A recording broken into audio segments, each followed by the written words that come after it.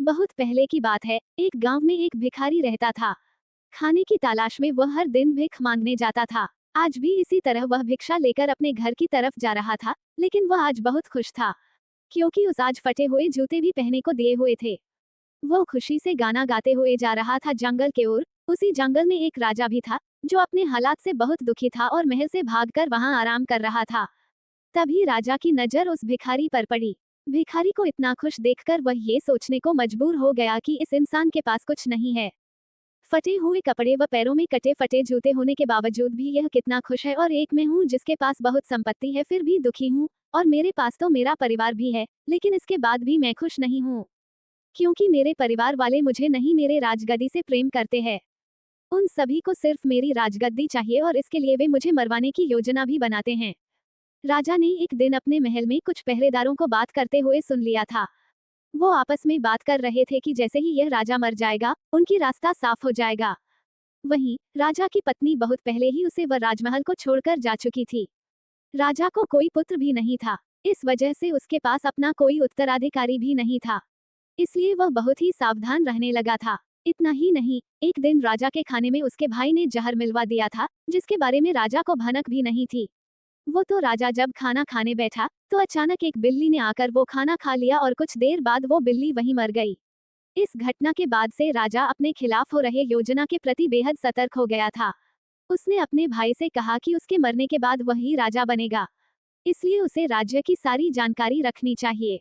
इसी वजह से एक दिन इन्हीं सब बातों से परेशान होकर राजा ने महल छोड़ दिया और बिना किसी को बताए वहां से भागकर वो उस जंगल में आ गया था। वो जंगल उसकी नगरी से बहुत दूर था, इस वजह से उसे वहां कोई पहचान भी नहीं सकता था। राजा जंगल में बहुत दिनों से था, जिस वजह से उसके बाल और दाढ़ी भी काफी बड़े हो गए थे। उस भिखारी को देखकर राजा ने सोचा कि हम दोनों ही इंसान हैं, बस फर्क है कि वो खुश इंसान है और मैं दुखी। राजा जल्दी जल्दी में महल से भागा था, इसलिए उसने सुंदर मोतियों की एक माला, जरी हुए जूते, कीमती कपड़े और हाथों में सोने की अंगूठियां भी पहनी हुई थी। जब भिखारी ने राजा को देखा, तो वह थोड़ा पीछे हट गया और सोचने लगा कि मैंने तो कटे फटे कपड़े और जूते पहने हुए हैं। भीख न मिले तो मैं भूखा ही रह जाऊं, लेकिन इसके तो ठाठ बाट ही कुछ अलग हैं। ये कितना खुशनसीब है कि इसने हीरे जवाहरात, सुंदर कपड़े और जूते पहने हुए हैं, लेकिन इसके बाद भी यह खुश नजर नहीं आ रहा है। उसने सोचा, चलो इससे ही उसके खुश न होने की वजह पूछा जाए। भिखारी राजा के पास गया और उसे राधे राधे बोला। राजा ने भी भिखारी को राधे राधे का जवाब दिया।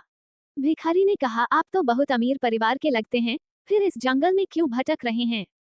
राजा ने कहा, हाँ सही बोले तुम, मैं किशोपुर का राजा हूँ और अपना राजपाट अपने भाई को देकर यहाँ पर आ गया हूँ।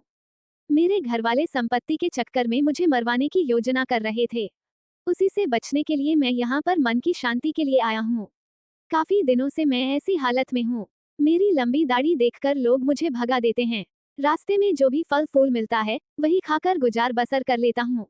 आज मुझे बहुत तेज भूख लगी है, इसलिए मैं इधर उधर खाने की तलाश में घूम रहा हूँ। तुम्हारे पास अगर कुछ खाने के लिए है, तो कृपया मुझे भी थोड़ा खाने को दे दया की नजर से राजा की तरफ देखा और कहा कि अगर तुम मेरे साथ रहोगे तो ही मैं तुम्हें खाना खिला सकता हूँ। राजा ये सुनकर खुश हुआ और बदले में उससे रोटी लेकर खा ली। भिखारी ने राजा से कहा कि तुम और मैं दोनों ही अकेले हैं, चलो हम दोनों साथ में चलते हैं। दोनों साथ में चलते हुए एक घने जंगल में पहुंचे। वहां पर वह आराम करने लगे। भिखारी ने राजा से कहा कि आप कितने भाग्यशाली हो, तुम्हारे पास इतनी धन दौलत है, लेकिन मेरे पास कुछ भी नहीं है, फटे जूते पहने हैं। फिर राजा ने कहा कि मैं भी तुम्हारी ही तरह कुछ सोच रहा था, तुम्हें फटे जूतों की परवाह किए बगैर खुशी से अपने रास्ते की तरफ जाते देख मैंने सोचा तुम्हारे जैसा कोई खुशनसीब नहीं होगा। मेरे पास सब कुछ होते हुए भी मैं खुश नहीं हूँ, हम दोनों की हालत एक जैसी ही है। फिर बातों ही बातों में उस भिखारी ने राजा से उसके राज्य की सारी जानकारी पूछ ली और फैसला किया कि रात में जब राजा सो जाएगा, तो वह उसके कपड़े और गहने लेकर वहां से भाग जाएगा। जब तक राजा सोया नहीं, तब तक भिखारी उससे मीठी मीठी बातें करता रहा। रात को उसने राजा को खाने में बेहोशी की दवा मिलाकर खिला दी, इससे राजा गहरी नींद में सो गया। फिर भिखारी ने राजा के कपड़े व उसके सारे गहने पहने और वहां से भाग गया। राजा सोता ही रह गया, लेकिन रास्ते में उसे कुछ चोरों ने देख लिया। उन्होंने उसे राजा समझकर पकड़ लिया और उसके उसके सारे कपड़े और गहने छीन लेते हैं। अब भिखारी के पास सिर्फ धोती ही बची थी। चोरों ने सब कुछ लूटने के बाद उसे एक पेड़ से बांध दिया और उससे पूछने लगे कि वह कहाँ का राजा है। अगर नहीं बताओगे तो तुम्हें मारकर कहीं फेंक देंगे। भिखारी डर गया और बोलने लगा, वह राजा नहीं है।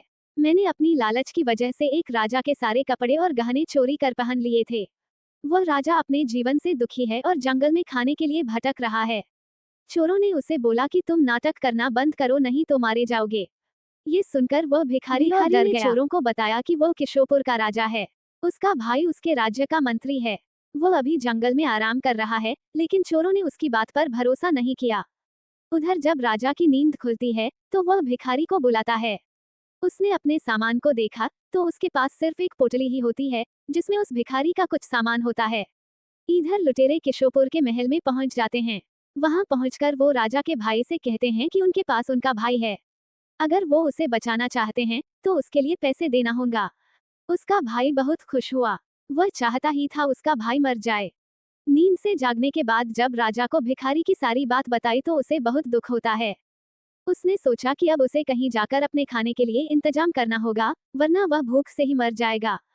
कई दिनों तक राजा भूखा प्यासा ही चलता रहा और रूखा सूखा जो मिलता वही खा लेता। चलते चलते राजा को एक हफ्ता हो गया था। उसे याद आया कि उसके पास एक पोटली है जो भिखारी उसी के पास भूल गया था। वह उस पोटली को खोलता है तो उसमें उसे सन्यासियों के कपड़े मिलते हैं। राजा ने सन्यासी वाले कपड़े पहन लिए। वह जंगल से निकलकर एक छोटे से गांव के पास पहुंचा। वहां एक नदी के किनारे पहुंचकर वह सो गया और 2 दिनों तक सोता रहा। वहीं आसपास के लोगों को लगा कि यह कोई साधु बाबा हैं जो अपनी समाधि में ध्यान कर रहे हैं। लोगों ने सो रहे राजा के पास चावल चढ़ा दिया तो कुछ लोगों ने धूप जला दी। जब तीसरे दिन राजा की नींद खुली तो उसे अपने पास बहुत सारे फलों का चढ़ावा मिला। ये देखकर वो बहुत खुश हो गया।